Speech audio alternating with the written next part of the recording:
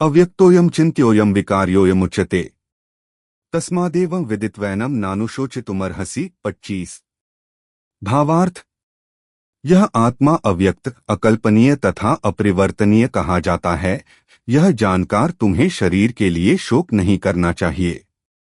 तात्पर्य: जैसा कि पहले कहा जा चुका है, आत्मा इतना सूक्ष्म है कि इसे सर्वाधिक शक्तिशाली सूक्ष्मदर्शी यंत्र से भी नहीं देखा जा सकता। अतः यह अदृश्य है। जहाँ तक आत्मा के अस्तित्व का संबंध है, श्रुति के प्रमाण के अतिरिक्त अन्य किसी प्रयोग द्वारा इसके अस्तित्व को सिद्ध नहीं किया जा सकता।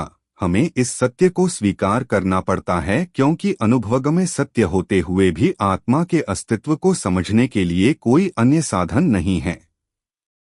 हमें अनेक बातें केवल उच्च प्रमाणों के आधार पर माननी पड़ती है।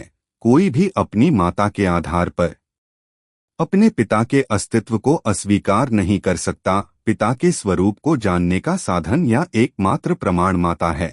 इसी प्रकार वेदाध्ययन के अतिरिक्त आत्मा को समझने का अन्य उपाय नहीं है। दूसरे शब्दों में, आत्मा मानवीय व्यावहारिक ज्ञान द्वारा अकल्पनीय है। आत्मा चेतना है और चेतन है। वेदों के इस कथन को हमें स्वीकार करना होगा। आत्मा में शरीर जैसे परिवर्तन नहीं होते। मूलतः अविकारी रहते हुए आत्मा अनंत परमात्मा की तुलना में अनुरूप है।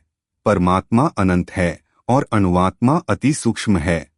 अति सूक्ष्म आत्मा अविकारी होने के कारण अनंत आत्मा भगवान के तुल्य नहीं हो सकता। यही भाव वेदों में भिन्न भिन्न प्रकार से आत्मा के स्थायित्व की पुष्टि करने के लिए दोहराया गया है। किसी बात का दोहराना उस तथ्य को बिना किसी त्रुटि के समझने के लिए आवश्यक है।